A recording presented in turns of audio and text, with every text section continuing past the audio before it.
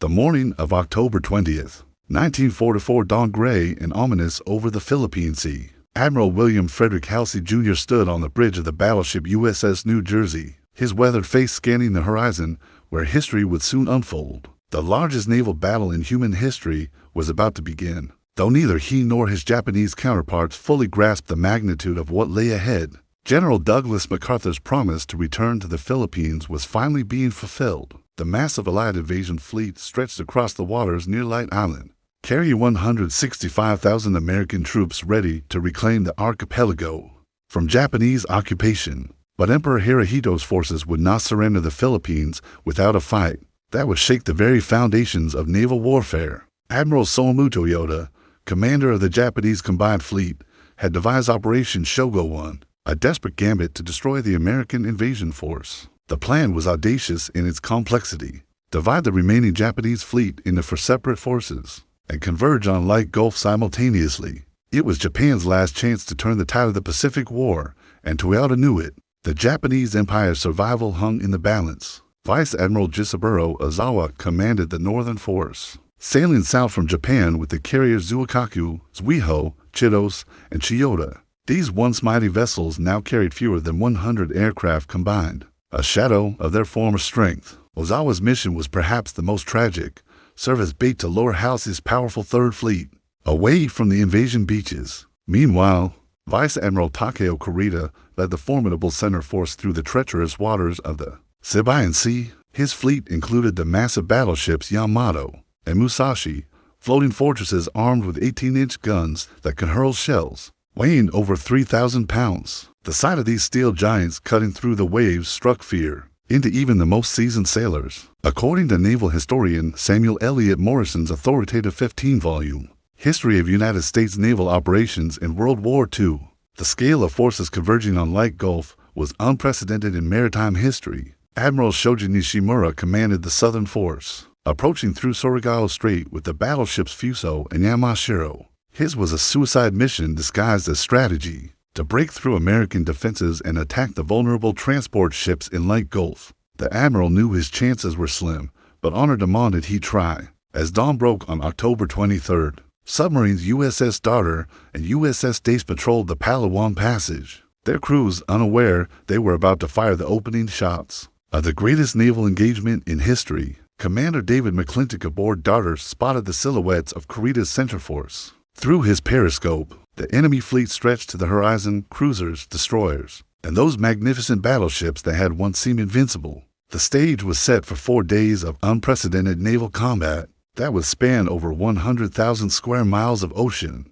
American sailors prepared their guns and aircraft while Japanese warriors steeled themselves for what many knew would be their final battle. The fate of the Philippines, and perhaps the entire Pacific War, would be decided in these waters where courage and technology would clash in ways the world had never seen before. The pre-dawn darkness of October 23rd was shattered by the thunderous explosion of torpedoes. Finding their mark, Commander David McClintock's USS Darter had achieved perfect positioning as Admiral Kurita's center force steamed through the Palawan Passage, completely unaware of the American submarines lurking beneath the waves. At exactly 6:32 in the morning, Darter's spread of 6 torpedoes slammed into the heavy cruiser Otago, Kurita's flagship. The massive warship, displacement of over 13,000 tons, began listing immediately as seawater flooded her compartments. Admiral Kurita himself was thrown from his bridge by the violent explosions, barely escaping with his life as his proud flagship disappeared beneath the Philippine Sea.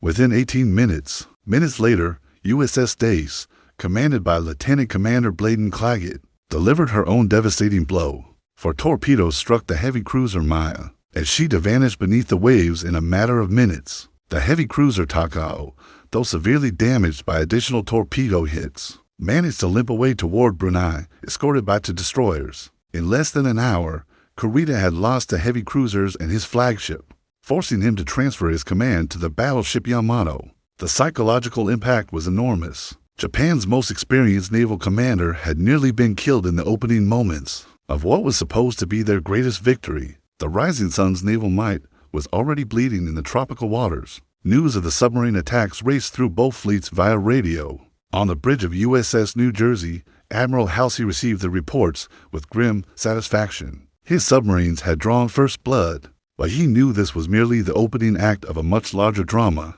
The Japanese were coming in force, and they would not be stopped by submarines alone. Kurita's battered center force continued eastward through the Sabine Sea, but now American reconnaissance aircraft shadowed their every move. The element of surprise was lost, and both sides knew the decisive battles lay ahead. Carrier-based aircraft from Task Force 38 began launching from their flight decks, preparing to strike the Japanese fleet with everything they had. The crew of the battleship Musashi watched the horizon anxiously as their sister ship Yamato took on Admiral Kurita and his staff.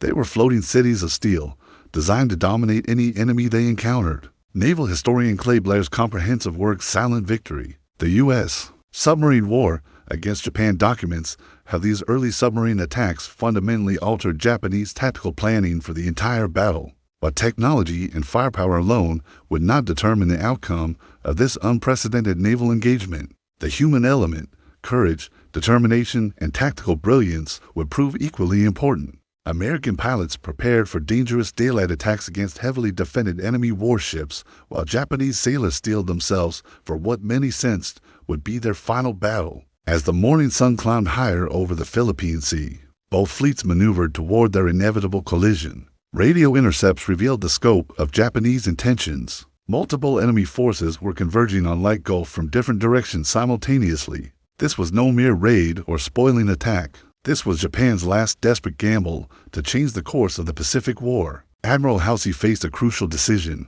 Should he concentrate his forces to defend the invasion beaches, or should he pursue the Japanese carrier force that reconnaissance had detected approaching from the north? The choice he made would determine not only the outcome of the battle, but potentially the duration of the entire war. The die was cast, and there would be no turning back. October 24th dawned with the promise of carnage as Admiral Halsey's carrier aircraft prepared to demonstrate American air power against Admiral Kurita's center force. The Sabine Sea, normally a peaceful body of water between Philippine islands, was about to become a graveyard for some of Japan's mightiest warships. At 8:10 in the morning, the first wave of American aircraft took flight from the carriers of Task Force 38.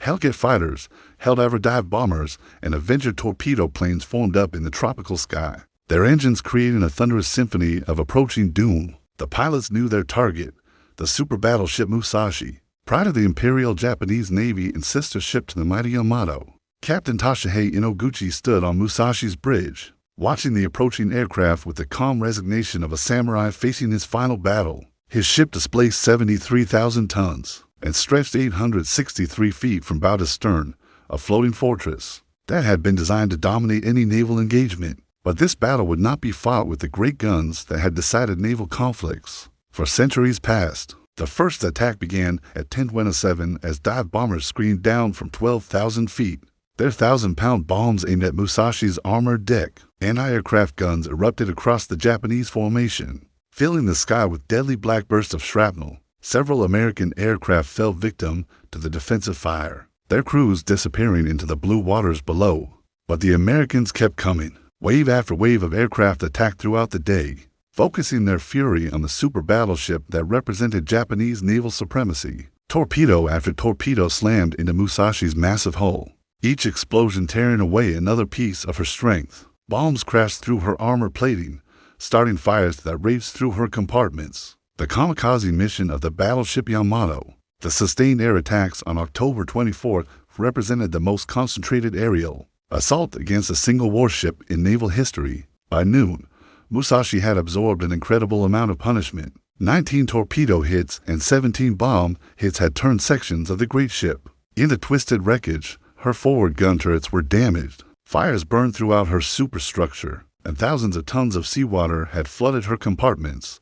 Yet incredibly, she continued to steam forward at reduced speed, her engine still turning despite the carnage above. Admiral Kurita watched the destruction of his most powerful unit with growing dismay. The Americans were demonstrating a level of air power that Japan could no longer match. His own aircraft cover was virtually non-existent.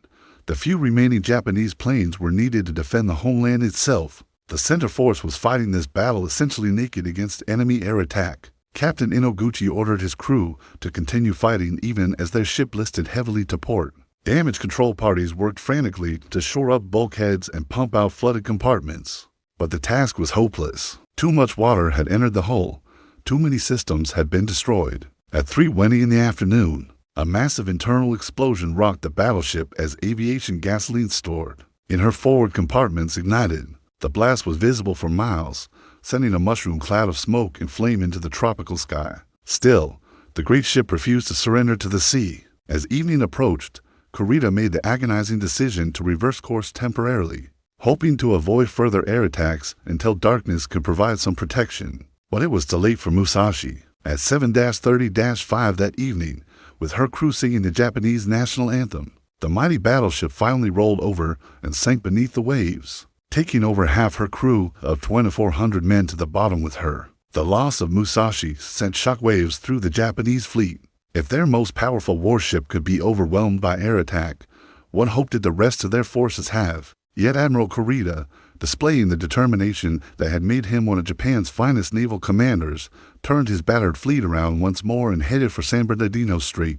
The battle was far from over. While Admiral Kurita's center force licked its wounds in the Sibian Sea, another drama was unfolding to the south. Admiral Shoji Nishimura's southern force approached Surigao Strait in the pre-dawn darkness of October 25th, sailing directly into what would become history's last battleship versus battleship engagement. Rear Admiral Jesse Bartlett Oldendorf had spent the night carefully positioning his forces across the northern entrance to Surigao Strait.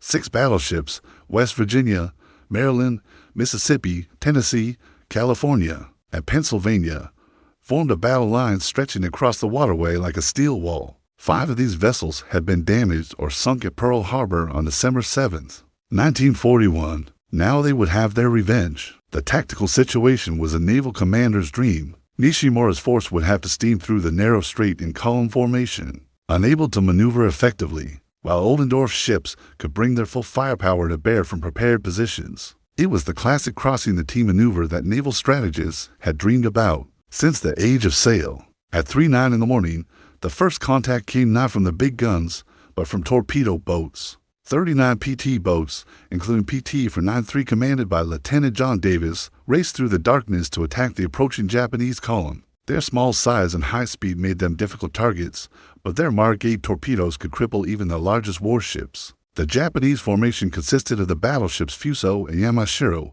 the heavy cruiser Mogami, and for destroyers. Admiral Nishimura knew he was sailing into a trap, but his orders were explicit: break through the Leyte Gulf and attack the American transport ships at all costs. Honor demanded that he try, even if success seemed impossible.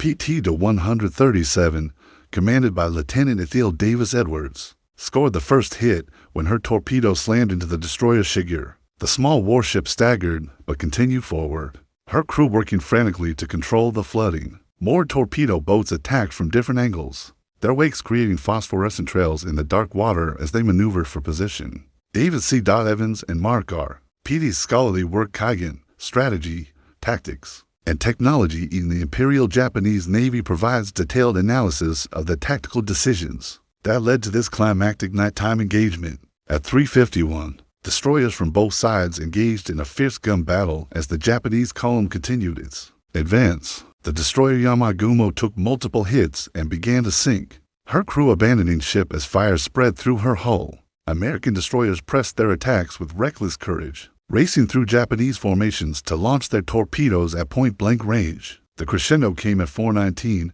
when Admiral Oldendorf's battleships opened fire. The night sky erupted in sheets of flame as 6 battleships and for heavy cruisers unleashed their main batteries simultaneously. 16-inch shells from USS West Virginia and 14-inch projectiles from the other battleships arced through the darkness, their muzzle flashes illuminating the strait like lightning. Battleship Yamashiro, Admiral Nishimura's flagship, absorbed hit after hit from the concentrated American firepower. Her pagoda-style superstructure collapsed in ruins. Her main battery turrets were knocked out of action, and fires raged throughout her length. Yet still she steamed forward, her remaining guns returning fire defiantly. At 4:20, a salvo from USS West Virginia struck Yamashiro's magazine. The explosion was tremendous, sending a column of fire and debris hundreds of feet into the air. The battleship broke in two and sank within minutes, taking Admiral Nishimura and most of her crew to the bottom. The Southern force had been virtually annihilated. Only the heavy cruiser Mogami and the destroyer Shigure survived the carnage, both vessels heavily damaged and retreating southward. The narrow waters of Surigao Strait were littered with burning wreckage, and oil slicks marking the graves of proud warships that had sailed into battle, knowing they faced overwhelming odds. As dawn broke over the battlefield, American sailors surveyed the destruction they had wrought. The age of battleship warfare was ending, but it had concluded with one final, devastating demonstration of big gun naval power. Admiral Oldendorf's perfectly executed battle had avenged Pearl Harbor and eliminated an entire Japanese naval force in a single night action. But the Battle of Leyte Gulf was far from over. Even as the guns fell silent in Surigao Strait, other dramas were unfolding across the vast Philippine Sea that would determine the final outcome of this unprecedented naval engagement. As the sun rose on October 25th, Admiral William Halsey faced the most crucial decision of his distinguished naval career. His reconnaissance aircraft had located Admiral Ozawa's northern force for Japanese aircraft carriers steaming south from Japan. To a carrier admiral like Halsey, these flat-tops represented the ultimate prize, the targets he had been trained to seek and destroy above all others. What Halsey did not realize was that he was walking directly into Admiral Toyoda's carefully laid trap. Vice Admiral Jisaburo Ozawa's carriers were indeed approaching from the north, but they carried fewer than 100 aircraft among them all. The once mighty Zuikaku, veteran of Pearl Harbor and the Coral Sea, now sailed with barely 30 operational planes. Her sister ships Zuiho, Chitos, and Chiyoda were in similar condition. Ozawa understood his mission perfectly, sacrificed his entire force to draw the American Third Fleet away from Leyte Gulf. The Japanese admiral had accepted that his ships were expendable if their destruction could clear the path for Admiral Kurita's center force to attack the vulnerable American invasion fleet. It was a desperate gambit, but Japan's situation was desperate. At 8:22 in the morning, Halsey made his fateful decision. Believing he was pursuing the main Japanese carrier force, he ordered Task Force 3rd of 4 to join the rest of 3rd Fleet in racing north to engage Ozawa's carriers. The powerful battleships Iowa, New Jersey, Massachusetts, and Alabama, along with their escort cruisers and destroyers, steamed away from San Bernardino Strait at flank speed. Behind them, San Bernardino Strait lay completely unguarded. Admiral Kurita's center force, which had reversed course during the night after the devastating air attacks in the Sibian Sea, was now approaching the strait from the west. The Japanese admiral had made perhaps the most difficult decision of his career: continue the attack despite the loss of Musashi and the knowledge that he faced overwhelming enemy air power. According to Thomas J. Cutler's comprehensive study, The Battle of Leyte Gulf, the 23rd to the 26th of October 1944, Halsey's decision to pursue the Northern Force remains one of the most controversial command decisions in American naval history. Rear Admiral Clifton Albert Frederick Sprague commanded Task Unit 7-7.4.3, also known as Taffy 3, 6 escort carriers and their destroyer escorts providing air support for the Leyte invasion. His small, slow ships were designed for ground support missions, not fleet actions against battleships and heavy cruisers. The escort carriers could barely make 18 knots at full speed, and their aircraft were loaded with bombs and rockets for attacking Japanese positions on land. At 6:45 in the morning, lookouts aboard the escort carrier Fanshawe Bay spotted masts on the northern horizon. Within minutes, it became clear that these were not friendly vessels. Admiral Kurita's center force for battleships, 6 heavy cruisers to light cruisers, and 11 destroyers was emerging from San Bernardino Strait and bearing down on the helpless American escort carriers. The size disparity was almost comical. Kurita's flagship Yamato displaced 73,000 tons and mounted 9 18-inch guns. The largest American ship present, USS Fanshawe Bay, displaced only 8,000 tons and carried a single 5-inch gun for surface action. It was like a pack of wolves attacking a herd of sheep, except these sheep had wings. Admiral Sprague immediately ordered his carriers to launch every available aircraft, regardless of their armament. Pilots took off with whatever ordnance was loaded: high-explosive bombs meant for ground targets, anti-personnel rockets, even depth charges designed for submarine warfare. Some aircraft launched with no weapons at all, hoping to distract the Japanese gunners through their very presence. The first Japanese salvos began falling at 6:59 as the heavy cruiser Kumano opened fire at extreme range. Towering waterspouts erupted around the fleeing American carriers as 18-inch and 8-inch shells bracketed their formation. The escort carriers turned southeast and worked up to their maximum speed. laying smoke screens to obscure their movements. What followed was one of the most remarkable running battles in naval history. For over 2 hours, 6 escort carriers and 7 destroyer escorts fought a running gun battle against an entire Japanese battle fleet, buying precious time for the aircraft to attack and for reinforcements to arrive. It was courage against overwhelming odds, determination against despair. The deception was working perfectly from both sides' perspectives. The waters off Samar Island became a cauldron of heroism and desperation as Admiral Sprague's Taffy 3 fought for survival against impossible odds. At 7:01 in the morning, the destroyer USS Hull, commanded by Commander Leon Robert Kempberger, made a decision that would echo through naval history. Rather than flee with the carriers, Hull turned toward the approaching Japanese battle fleet and charged directly at the battleship Congo. It was a suicidal gesture by any rational measure. The destroyer displaced barely 1,000 tons compared to Congo's 36,000, yet Hull raced through the shell splashes at flank speed, her 5-inch guns blazing defiance at the enemy formation. Behind her, destroyers Heermann and Johnston followed suit, their commanders choosing death before dishonor. USS Johnston, under Commander Ernest Eugene Evans, had already been in action for 15 minutes when she joined Hull's charge. Evans, part Cherokee Indian and one of the Navy's most aggressive destroyer commanders, had immediately turned toward the enemy upon sighting the Japanese fleet. His single ship was taking on 6 heavy cruisers, firing her guns as fast as the crew could load them. The destroyer escort Samuel B. Roberts, affectionately known as the Sammy B., joined the attack despite being even smaller than the destroyers. Commander Robert Whitney Copeland ordered his ship forward, declaring over the intercom, "This will be a fight against overwhelming odds from which survival cannot be expected. We will do what damage we can." The crew cheered his words, knowing they were sailing to their deaths. At 7:25, Johnston's accurate gunfire struck the heavy cruiser Kumano, knocking out her forward gun turrets and forcing her to fall out of formation. The sight of a destroyer crippling a heavy cruiser sent shockwaves through both fleets. American morale soared, while Japanese commanders began to question what they were facing. Were these truly escort carriers, or had they stumbled upon elements of Halsey's main fleet? Samuel Eliot Morrison's definitive account describes the battle off Samar as the most gallant naval action in our history and the most bloody, minus 1,130 killed, 913 wounded. The escort carriers, meanwhile, were doing everything possible to stay alive while their aircraft attacked the Japanese formation. USS Gambier Bay, struck repeatedly by heavy cruiser fire, began to settle by the stern as flooding spread through her hull. Captain Walter Vernon Reynold Vugue ordered the crew to abandon ship. As Japanese shells continued to tear through his dying carrier, Lieutenant Paul Henry Carr, aboard the destroyer escort Samuel B. Roberts, epitomized the spirit of the American sailors that morning. When a Japanese shell wiped out his gun crew, Carr single-handedly continued to load and fire the 5-inch gun, even after suffering mortal wounds. Admiral Kurita, observing the fierce American resistance from Yamato's bridge, began to doubt his intelligence reports. The escort carrier's aircraft were attacking his ships with suicidal determination,